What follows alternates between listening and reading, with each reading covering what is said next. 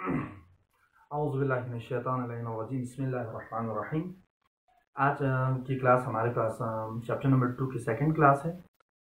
इंशाल्लाह इस क्लास के अंदर कुछ इंपॉर्टेंट चीज़ें हम पढ़ने जा रहे हैं। आपने तवज्जो से इसको सुनना है और इनको समझने की कोशिश करना है। तो आज का जो हमारा बेसिक टॉपिक है वो हमारे पास है वेक्टर्स, स्केलर्स एंड वेक्टर्स। और इसके साथ साथ में इस टॉपिक के जेल में हम इंशाल्लाह इसके कुछ एग्जांपल्स को भी क्या करेंगे, डिस्कस करेंगे। तो हमारे पास स्केलर्स एंड वेक्टर्स, तो जितने फिजिकल क्वांटिटीज थे हमने शुरू में डिस्कस किया था, शुरू की क्लासेस के अंदर कि जो हमारे पास फिजिकल क्वांटिटीज है उसको हम दो हिस्सों में डिवाइड करते थे कि जनाब ये बना कैसे इस बुनियाद पर, base quantities and derive quantities. अब हम इस पूरे क्वांटिटीज जितना भी फिजिकल क्वांटिटीज है इसको हम दो हिस्सों में मजीद फर्दर डिवाइड करेंगे इस बुनियाद पर कि किसी क्वांटिटी को मुकम्मल तौर पर एक्सप्लेन करने के लिए, मुकम्मल तौर पर किसी बंदे को, दूसरे इंसान को समझाने के लिए उस क्वांटिटी को क्या क्या चीज़ें रिक्वायर्ड है। मिसाल के तौर पर मैं कहीं जा रहा हूँ, जाके किसी दुकान के ऊपर गया, दुकान के ऊपर जाकर मैंने कोई चीज़ खरीदनी है। फ़र्ज़ करें मैंने कोई दूध खरीदना है, दूध वाले की दुकान पर गया, मैंने उनको कहा कि जनाब मुझे 1 किलोग्राम दूध दे दे। जब मैंने कहा 1 किलोग्राम दूध दे दे, मीन्स अगर मैंने कहा 1 किलोग्राम मिल्क दे दे तो वो उठा के तोलेंगे, तोल के मुझे 1 किलोग्राम दे देंगे। बात उसको मुकम्मल समझ में आ गई। मास की बात कर रहे हैं तो 1 किलोग्राम मास, जब मैंने कहा दूध की बात की तो उसने उठा के मुझे दे दिया। इसका मतलब ये है कि जब मैंने 1 किलोग्राम कहा, उस कमोडिटी क्वांटिटी का नाम, क्वांटिटी का मैग्नीट्यूड 1 किलोग्राम के साथ साथ मैंने उसका नाम पुकारा, उस बंदे ने उठा के मुझे दे दिया। इसका मतलब 1 किलोग्राम कहने से ही उस बंदे ने मेरी बात को समझ लिया। उसके मुकाबले में मैं कहीं पर हूँ गाड़ी के अंदर, मैंने किसी बंदे को कहा कि जनाब गाड़ी को धक्का दो। मिसाल हमने कहा 10 न्यूटन फोर्स लगाएं गाड़ी के ऊपर, तो बंदा परेशान होता है, पूछता है कि जनाब किस तरफ से फोर्स लगाऊं, गाड़ी के सामने की तरफ से, पीछे की तरफ से, साइड से, नीचे से ऊपर की तरफ, ऊपर से नीचे की तरफ। पूछते हैं कि जनाब ये जो 10 न्यूटन फोर्स है मैं गाड़ी पर किस तरफ से लगाऊं। बात समझ आ गई ना? इसका मतलब मैंने जब कहा फोर्स की बात की एग्जाम्पल में, तो फोर्स मैंने कहा 10 न्यूटन लगाने के लिए, तो 10 न्यूटन लगाने के लिए कहा, तो वो बंदा बात नहीं समझ रहा मेरा मुकम्मल तौर पर। अब समझाने के लिए मुझे बताना पड़ेगा राइट की तरफ लगाए, लेफ्ट की तरफ लगाए, अपवर्ड लगाए, डाउनवर्ड लगाए। बात समझ आ रही? नॉर्थ की तरफ लगाए, साउथ की तरफ लगाए। इसका मतलब ये हुआ कि इसको मुकम्मल डिस्क्राइब करने के लिए मुझे क्या बताना पड़ रहे हैं, डायरेक्शन भी साथ में बताना पड़ रहे हैं। तो ये हमारे पास फोर्स और ये हमारे पास मास आ गया। मतलब ये हुआ फिजिकल क्वांटिटीज कुछ ऐसी है जिनके लिए हमें सिर्फ क्या चाहिए, अमाउंट, मैग्नीट्यूड चाहिए और प्रॉपर यूनिट चाहिए, जिसकी मदद से हम अपनी बात को दूसरे तक आसानी से कन्वे कर सकते हैं। लेकिन कुछ फिजिकल क्वांटिटीज ऐसे हैं जिनकी मैग्नीट्यूड बताने के साथ साथ, प्रॉपर यूनिट बताने के साथ साथ, जब तक हम डायरेक्शन नहीं बताते हमारी बात मुकम्मल तौर पर दूसरे तक कन्वे नहीं हो सकता। इस बुनियाद पर हम तमाम फिजिकल क्वांटिटीज को दो हिस्सों में तकसीम करते हैं। एक हमारे पास स्केलर क्वांटिटीज कहलाते हैं, एक हमारे पास वेक्टर क्वांटिटीज कहलाते हैं। तो हमारे पास जितने स्केलर क्वांटिटीज हैं वो ऐसे क्वांटिटीज होते हैं जैसे मास की तरह के, जिनके लिए सिर्फ मैग्नीट्यूड और प्रॉपर यूनिट चाहिए होता है for its complete description, for its complete to express completely, fully express करने के लिए सिर्फ प्रॉपर यूनिट और क्या चाहिए होता है, मैग्नीट्यूड चाहिए होता है। ऐसे को हम स्केलर कहलाते हैं। जबकि वो फिजिकल क्वांटिटी जिसको मुकम्मल तौर पर डिस्क्राइब करने के लिए, एक्सप्रेस करने के लिए वी नीड 3 थिंग्स, हमेशा चाहिए होता है, ये तीनों जरूरी है। एक हमारे पास मैग्नीट्यूड, एक हमारे पास प्रॉपर यूनिट और साथ में हमारे पास क्या चाहिए होता है, डायरेक्शन चाहिए होता है। ऐसे फिजिकल क्वांटिटीज को हम क्या कहलाते हैं, वेक्टर्स कहलाते हैं। यानी all those physical quantities which require magnitude in proper unit only to express or define it is known as scalar quantities, or all those physical quantities which require magnitude, proper unit and direction for its complete to describe it completely fully, तो हमारे पास कहलाते हैं क्या है, vectors कहलाते हैं। यहाँ तक उम्मीद है समझ आया होगा, स्केलर्स और वेक्टर। एग्जाम्पल लेते हैं,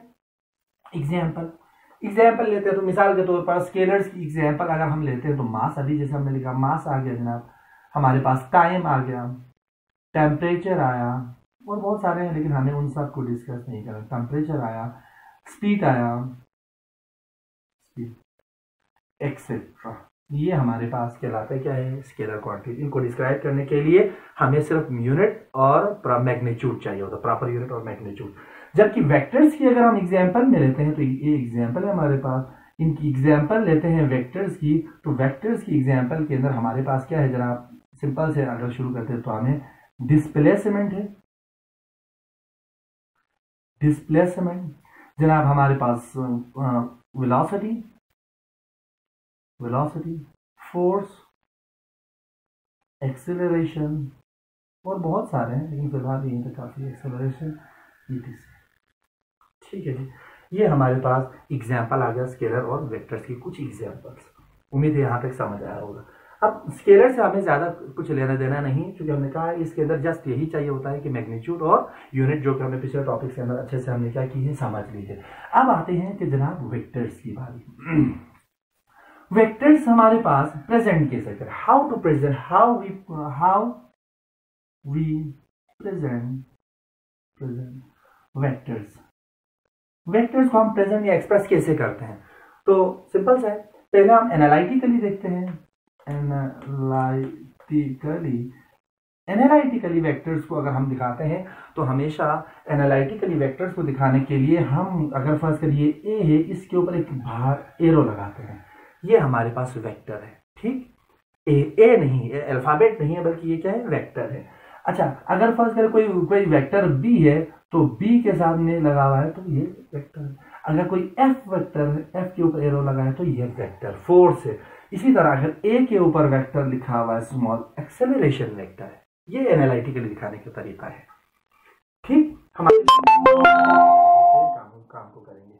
उसके मुकाबले में ग्राफिकली बात करते हैं, ग्राफिकली, तो ग्राफिकली बेटा वेक्टर्स को हम हमेशा एरो की मदद से दिखाते हैं। वेक्टर्स को किसकी मदद से दिखाते हैं, एरो की मदद से। एरो, तीर, क्योंकि तीर हमेशा किसको दिखाते हैं, डायरेक्शन को। तो वेक्टर को ग्राफ में जब हम बनाते हैं तो एक स्ट्रेट एरो की मदद से बनाते हैं। जब एरो की बात आती है तो हमें पता है एरो के तो दो हिस्से होते हैं, एक इसका क्या होता है बॉडी, एक इसका क्या होता है हेड, ठीक है जी। ये बॉडी का जो लेंथ है, बॉडी के लेंथ हमें क्या बता रहे होते हैं, जो भी वेक्टर है जिसको रिप्रेजेंट किया एरो की मदद से, उसका हमें मैग्नीट्यूड बताते हैं। जबकि हमारे पास जो हेड है ना, असल में ये उस वेक्टर का जिसको आपने एरो की मदद से रिप्रेजेंट किया है, उसका क्या दिखाते हैं, डायरेक्शन दिखाते हैं, ठीक। बॉडी मैग्नीट्यूड को दिखाते हैं, बॉडी का लेंथ ज्यादा होने का मतलब मैग्नीट्यूड ज्यादा, बॉडी का लेंथ कम होने का मतलब मैग्नीट्यूड कम। और हेड, अगर आपके पास हेड की बात करते हैं तो हेड असल में किसको दिखाते हैं, उस वेक्टर की किसको दिखाते हैं, डायरेक्शन को दिखाते हैं। मिसाल के तौर पर मेरे पास एक वेक्टर ए है और एक वेक्टर बी है, नजर आ रहे हैं। वेक्टर ए और वेक्टर बी दोनों की डायरेक्शन सेम है, लेकिन बॉडी का लेंथ की बात करते हैं तो वेक्टर ए का बॉडी लेंथ कम है, वेक्टर बी का बॉडी का लेंथ क्या है, ज्यादा है। Means magnitude of vector A is greater than magnitude of vector B. ये जो मोड में हम लिखते हैं इसको हम क्या कहते हैं, मैग्नीट्यूड।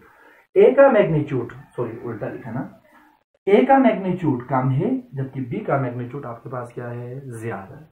सिंपल सा ये नजर आए, एरो हमें डायरेक्शन बता रहे हैं। तो उम्मीद है यहां तक समझ आया होगा।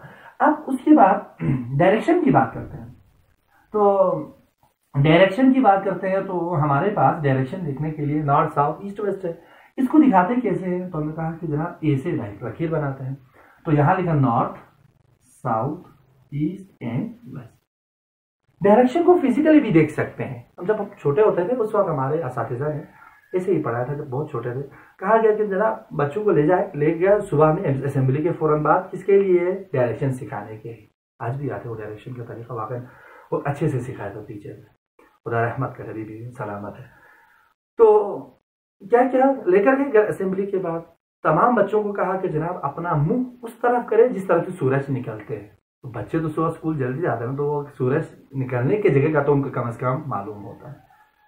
वो क्या स्कूल छोड़ने के बाद मालूम कम होता है, बहुत कम लोगों को नजर आते हैं सूरज निकलने के बहुत देर बाद उठते हैं। तो सूरज कहा कि सूरज की तरफ, जहां सूरज निकले उस तरफ से अपना मुंह करे। तो तमाम बच्चों ने सूरज की तरफ मुंह किया करने के बाद कहा कि अपने हाथ को ऐसे फैलाए, हाथ को सीधा करके हाथ को फैलाए। मुंह किसकी तरफ है? सूरज निकलने की तरफ है। कहा कि बेटा ये आपका जो ईस्ट साइड कहलाता है, जहां से सूरज निकलता है उसको क्या कहते हैं? ईस्ट। यानी ईस्ट हमेशा आपके फ्रंट पर है। आप जब मुंह सूरज की तरफ निकलने की तरफ किया हुआ है यानी ईस्ट की तरफ किया हुआ है। कहा कि ये ईस्ट हो गया, तो उसके पीछे साइड हमारा क्या बना? West. Normally east and west में बच्चों को कंफ्यूजन होता नहीं है। कहाँ कंफ्यूज? बच्चों को क्या, बड़ों को भी कंफ्यूजन होता है। कहाँ पर? नॉर्थ एंड साउथ पर। तो वहाँ हमारे जो टीचर थी उन्होंने क्या कहा, लेडी टीचर थी, उन्होंने क्या कहा कि हाथ के ऊपर क्या लिखा, राइट हैंड पर आपका साउथ पड़ेगा। राइट हैंड पर क्या पड़ेगा? साउथ। और जो लेफ्ट हैंड है उस पर क्या पड़ेगा? नॉर्थ। जैसे हम इस तरह सूरज निकलने की तरफ हाथ करके बैठेंगे, हाथ जब करके बैठेंगे तो नॉर्थ हमारे पास पड़ेगा किसकी तरफ? लेफ्ट हैंड पर, और साउथ पड़ेगा किस हैंड पर? Right hand. मिसाल के तौर पर हम पब्लिक स्कूल एंड कॉलेज की बात करते हैं, तो पब्लिक स्कूल एंड कॉलेज में हम अगर सूरज निकलने की तरफ लगा, यानी समझ लो हुसैनाबाद की तरफ लगा के रख दे, तो बैक साइड पर यानी गंबा सिकरदू की तरफ समझ ले हमारा क्या पड़ेगा? वेस्ट। और सतपारा हमारे किस में आ जाएगा? साउथ। और राइट साइड जो सिकरदू सिटी है वो हमारी किस तरफ पड़ेगा? नॉर्थ की तरफ पड़ेगा। ये डायरेक्शन लिखने का बड़ा सिंपल सा मेथड है। और अगर आप लिखना चाहे तो उसमें क्या करेंगे, ऊपर ऐसे लकीर बनाएंगे, उसके बाद परपेंडिकुलर लकीर नॉर्थ साउथ, और राइट पर ईस्ट, और लेफ्ट पर क्या लिखेंगे आप? वेस्ट लिखेंगे। तो ये हमारे पास डायरेक्शन दिखाना का एक तरीका हो गया। कुछ टर्मिनोलॉजी जिसको हमने बताने हैं सामने, तो वेक्टर का हो गया, वेक्टर्स को बता रिप्रेजेंट शॉर्ट से कैसे करते हैं ये हमने बता दिया। अब हमारे पास कुछ टर्मिनोलॉजीज है। जैसे हमारे पास एक टर्मिनोलॉजी है पोजीशन। पोजीशन किसे कहते हैं? जैसे अगर मैं किसी को फोन पर किसी से बात कर रहा हूं, फोन पर मुझे कहा जाता है कि जनाब आप कहां पर हो, तो मैं ये नहीं कह सकता बच्चों की तरह, बच्चे अक्सर छुप जाते हैं ना, छुपने के बाद हम बच्चों से पूछते बेटा कहाँ है, तो मैं इधर हूं। ये जो बच्चा मैं इधर हूं कह रहा है उससे हमें डायरेक्शन का नहीं पता चल रहा। हाँ, हमें पता चलता है बच्चा कहाँ है, क्यों? क्योंकि इस आवाज की मदद से हम उसकी पोजीशन को पता कर रहे हैं। वरना उस बच्चे के मैं इधर हूं कहने से हमें उसके पोजीशन लोकेशन अच्छे से समझ नहीं आते। तो फिर समझने के लिए क्या करेंगे? मिसाल कराची में कोई बंदा बैठा हुआ है, उधर से वो फोन कर रहा है, इधर से कर दूं मैं किसी बंदे को, और कह रहा है कि जनाब आप कहाँ इस वक्त आप कहाँ पर हो, तो वो कहे मैं इधर हूँ, तो उसको कोई बात समझ नहीं है। उसे कहना पड़ेगा, मिसाल के तौर पर एज्यूम करें, उसे कहना पड़ेगा कि जनाब मैं यादगार शोहदा के पास हूँ, तो वो बात समझ जाएगा हाँ बंदा कहाँ पर है। मैं पब्लिक स्कूल एंड कॉलेज में हूँ, बंदा समझ जाएगा कि ये बंदा कहाँ है। मीन्स अगर मुझे अपनी पोजीशन बतानी, पोजीशन मीन्स लोकेशन, मैं कहाँ हूँ बताना है, तो मुझे एक रेफरेंस पॉइंट की जरूरत है। अलमदार चौक पर हूँ, तो Alamdar Chowk, Yadgar Shuhada, public school and college Skardu are the fix point with the help of which I am locating my position. Locate कर रहा हूँ, उस बंदे को समझा रहा हूँ। तो हमेशा पोजीशन किसे कहते हैं? Location of a person with location of person or any body with respect to a fix point. एक फिक्स पॉइंट जिसे हम रेफरेंस पॉइंट कहलाते हैं, उसकी निस्बत किसी की लोकेशन हम क्या कहलाते हैं? उसका पोजीशन कहलाते हैं। दोबारा डेफिनेशन कर रहा हूँ, location of a person or body with respect to a fix point or reference point is known as its position कहलाता है। फिर बाद में हम पढ़ेंगे पोजीशन वेक्टर भी इंशाल्लाह एक आ जाएगा, लेकिन फिलहाल आपने इसी को करना है। यहाँ की बात समझ आ गई। दूसरा हमारे पास है बेटा डिस्टेंस। टर्मिनोलॉजी से डिस्टेंस। डिस्टेंस किसे कहते हैं? डिस्टेंस का मिसाल, एक पॉइंट हमारे पास ए है, एक पॉइंट बी है। ए से बी तक जाने के लिए कोई रास्ता ही रास्ता है, तो length of the path between two points, एक पॉइंट से दूसरे पॉइंट के दरमियान जो पाथ का लेंथ है, इसको हम क्या कहलाते हैं? डिस्टेंस कहलाते हैं।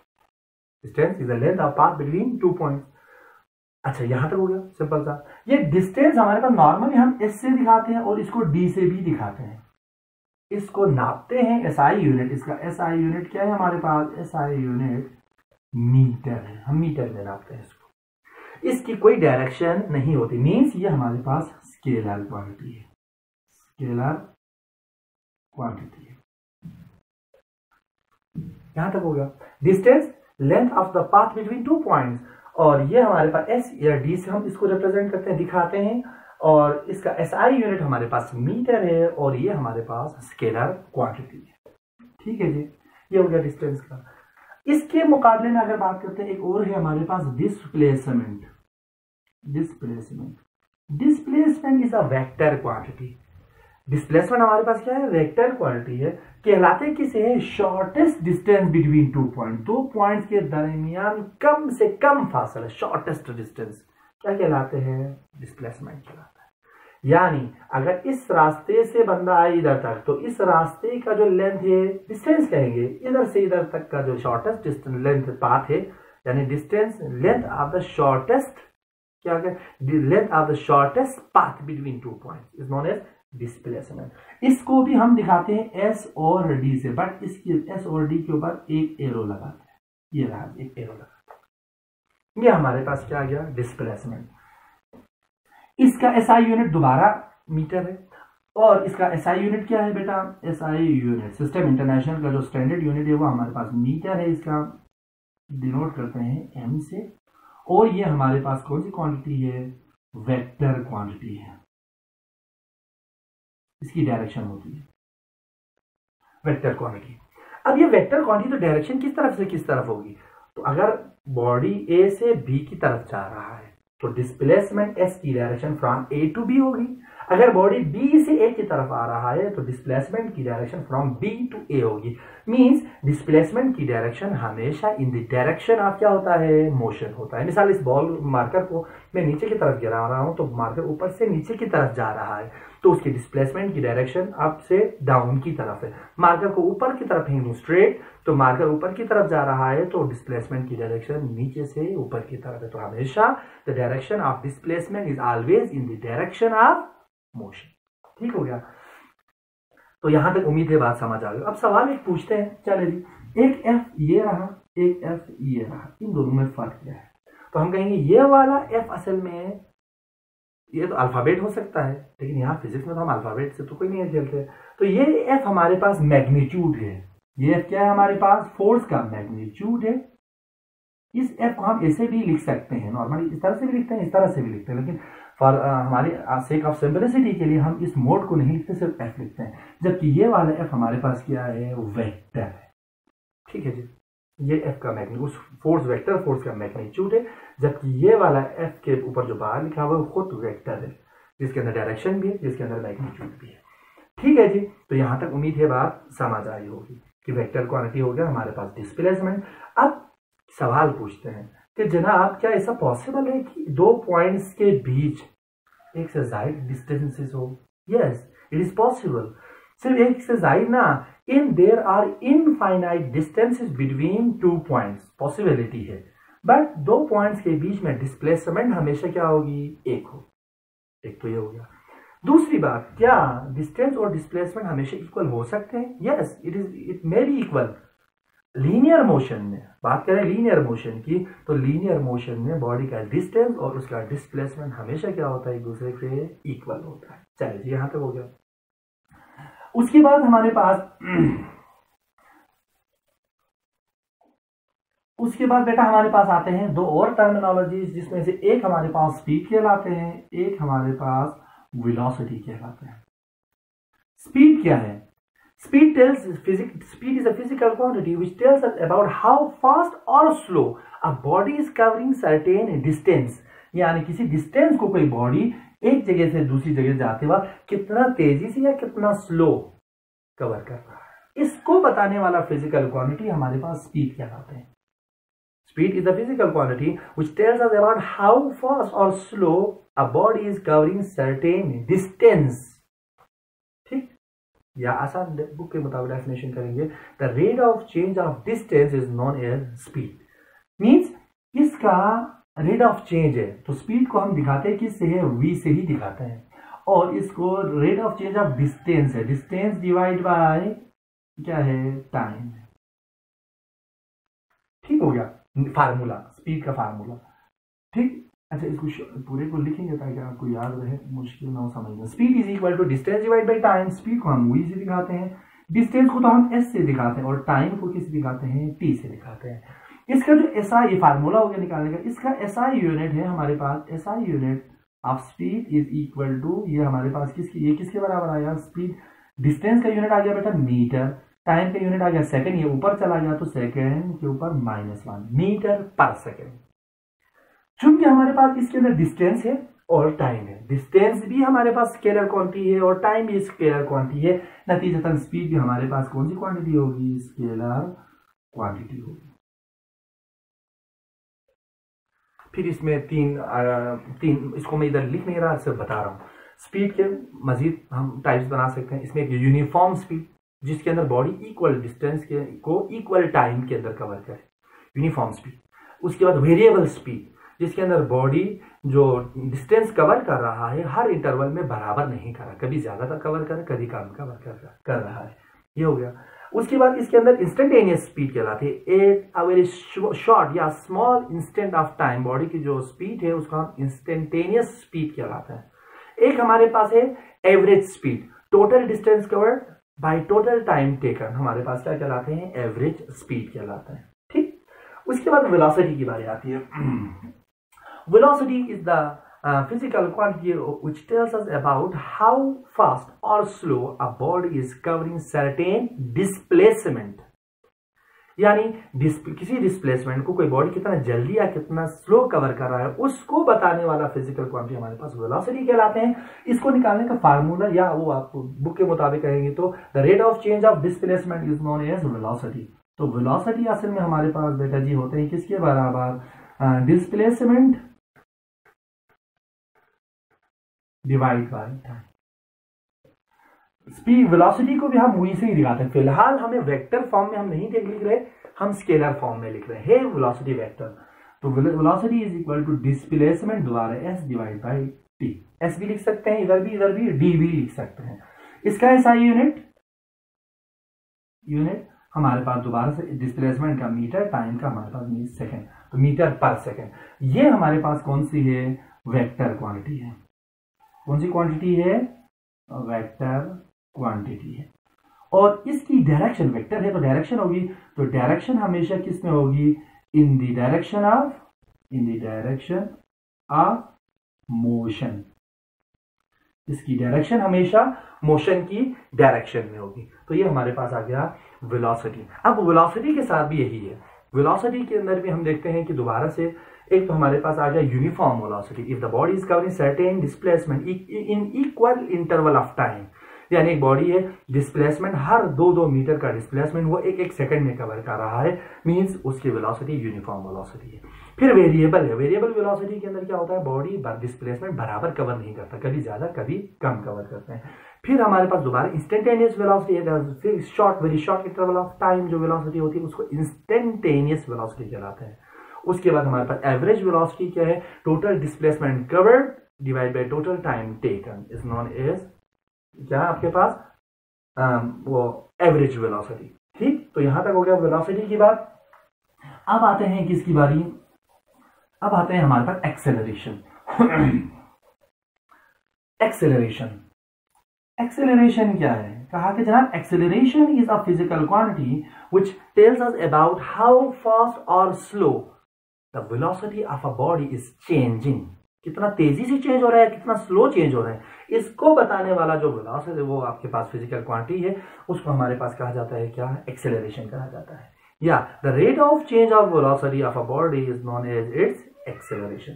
ठीक, अब एक्सेलरेशन हमारे पास कैसे दिखाते हैं एक्सेलरेशन को, ये change in velocity, change in पूरा लिखते हैं acceleration change in the velocity of a body divide by time taken, ये हमारे पास एक्सेलरेशन। अब एक्सेलरेशन इसको हम लिखते हैं इस तरह से भी है, एक्सेलरेशन ए, चेंज को हम डेल्टा से जाहिर करते हैं, चेंज को किससे जाहिर करते हैं, डेल्टा से जाहिर करते हैं, change in velocity delta we divide by time T. ठीक, ये हमारे पास फार्मूला हो गया इसका निकालने का। इसका एसआई यूनिट क्या होगा, एसआई यूनिट, तो बेटा हमारे पास वेलोसिटी का यूनिट क्या हो गया, मीटर पर सेकेंड। अब चेंज का तो कोई यूनिट नहीं होता, तो वेलोसिटी का यूनिट आ गया हमारे पास मीटर पर सेकंड और टाइम का यूनिट आ गया सेकंड, ये ऊपर चला गया तो मीटर पर second square is the SI unit of what, acceleration. यहां तक हो गया। अब एक्सेलरेशन हमारे पास क्या है, ये वेक्टर क्वांटिटी है। कौन सी क्वांटिटी है जी, वेक्टर क्वांटिटी है, वेक्टर क्वांटिटी है। अब ये वेक्टर क्वांटिटी है तो इसकी लाजिमन डायरेक्शन होगी। डायरेक्शन किस डायरेक्शन में होगी, तो हम कहेंगे इसकी डायरेक्शन हमेशा इन द डायरेक्शन ऑफ अच्छा यस, इसमें दो बातें होती है, इसके अंदर दो बातें होती है। एक तो हमारे पास इसमें वेक्टर क्वांटिटी, इसकी वेलोसिटी अगर इंक्रीज हो रहा है या वेलोसिटी डिक्रीज हो रहा है, इस निस्बत से हमारे पास जो एक्सेलरेशन है इसकी डायरेक्शन चेंज होती है। इस बुनियाद पर हम एक्सेलरेशन को 3 हिस्सों में फर्दर डिवाइड कर सकते हैं। तो हम इसको नेक्स्ट स्लाइड पर करेंगे। तो हमारे पास इफ कंडीशन ना, इफ वेलोसिटी इज इंक्रीजिंग, अगर वेलोसिटी इंक्रीज होकर चेंज आ रही है, यानी चेंज मतलब इंक्रीज होकर भी आ सकता है, चेंज डिक्रीज होकर भी आ सकता है। अगर बॉडी का वेलोसिटी इंक्रीज होकर अगर चेंज आ रहा है, देन हमारे पास then direction of velocity and acceleration is same और पैरेलल। ठीक, अगर आपके पास बॉडी की वेलोसिटी इंक्रीज होकर चेंज आ रही है तो उस सूरत में वेलोसिटी की डायरेक्शन और एक्सेलरेशन की डायरेक्शन क्या होगी, सेम होगी या पैरेलल होगी। मींस मोशन की डायरेक्शन में एक्सेलरेशन की डायरेक्शन होगी। मिसाल के तौर पर इस मार्कर को मैं छोड़ रहा हूं ए से हाथ से नीचे की तरफ, तो मार्कर ऊपर से मुसलसल नीचे की तरफ जा रहा है तो उसकी वेलोसिटी मुसलसल क्या हो रही है, इंक्रीज हो रही है। चूंकि वेलोसिटी मुसलसल इंक्रीज हो रही है यानी चेंज आ रही है, तो एक्सेलरेशन पैदा हो रहा है। तो अब एक्सेलरेशन का जो डायरेक्शन है वो in the direction of velocity होगी, in the direction of motion होगी। क्लियर हो गया। उसके मुकाबले में इफ वेलोसिटी, दोबारा लिखना पड़ेगा, इफ वेलोसिटी इज डिक्रीजिंग, अगर वेलोसिटी आपके पास डिक्रीज हो रहा है, डिक्रीजिंग वेलोसिटी आपके पास डिक्रीज हो रहा है, वेलोसिटी क्या हो रहा है, डिक्रीजिंग, वेलोसिटी डिक्रीज होकर चेंज आ रहा है, देन हमारे पास क्या होने वाला है, then the direction of velocity and acceleration is opposite या एंटीपैरेलल। अब अगर आपके पास वेलोसिटी में चेंज, वेलोसिटी डिक्रीज होकर आ रहा है, तो उस सूरत में क्या होने वाला है, वेलोसिटी की जो डायरेक्शन है उसके और एक्सेलरेशन की डायरेक्शन एक दूसरे के अपोजिट होगी। मान मार्कर को मैं ऊपर की तरफ फेंकूं तो मार्कर जैसे जैसे ऊपर की तरफ जा रहा है मुसलसल इसकी वेलोसिटी कम हो रही है ड्यू टू ग्रेविटेशनल फोर्स। तो उस सूरत में मार्कर की वेलोसिटी की डायरेक्शन तो मोशन की डायरेक्शन में यानी अपवर्ड होगी, बट इसमें जो एक्सेलरेशन पैदा हो रहा है उसकी डायरेक्शन हमेशा क्या होगी, डाउनवर्ड होगी। ठीक, तो हमारे पास ऐसा डायरेक्शन, या इसको आप और फर्दर बता सकते हैं, ये बात समझ आई होगी इंशाल्लाह, उम्मीद है। एक्सेलरेशन की डायरेक्शन दो तरह से, वेलोसिटी इंक्रीज हो रही है तो एक्सेलरेशन और वेलोसिटी की डायरेक्शन सेम, वेलोसिटी डिक्रीज हो रही है तो एक्सेलरेशन और डायरेक्शन, वेलोसिटी की डायरेक्शन एक दूसरे की क्या होगी, अपोजिट होगी। अब एक्सेलरेशन वेलोसिटी चेंज और इंक्रीज होकर आ रहे हैं तो इसको हम पॉजिटिव एक्सेलरेशन या सिर्फ एक्सेलरेशन कहलाता है। और अगर एक्सेलरेशन बॉडी के अंदर वेलोसिटी में चेंज डिक्रीज होकर आ रहा है तो उसको हम नेगेटिव एक्सेलरेशन या क्या कहलाते हैं, डिसेलेरेशन कहलाते हैं। उम्मीद है यहाँ तक बात समझ आई होगी। तो ये एक्सेलरेशन का हो गया जनाब हमारे पास आज का ये मौजू कंप्लीट। इंशाल्लाह नेक्स्ट क्लास हमारी होगी, तो नेक्स्ट क्लास को इंशाल्लाह इधर से क्या करेंगे, हम आगे बढ़ाएंगे। तो आज तक के लिए हमारे पास यहाँ तक का जो हमारा कोर्स था, टॉपिक था, वो कंप्लीट हुआ है। आप इसको तवज्जो से देखना है, खासकर इन टर्मिनोलॉजीज को आपने याद रखना है, इन टर्मिनोलॉजीज को निकालने का फार्मूला याद रखना है, डेफिनेशन याद रखना है, इनका जो यूनिट है उसको याद रखना है, इनकी जो नेचर है, स्केलर है या वेक्टर है, इसको याद रखना है। साथ में अगर वेक्टर है तो इसकी डायरेक्शन को हम किस तरह से फाइंड करते हैं, इसको आपने क्या करना है, पता कर याद रखना है, जानना है, समझना है। इंशाल्लाह नेक्स्ट क्लास होगी तो इसको इधर से आगे हम क्या करेंगे, बढ़ाएंगे। बहुत शुक्रिया।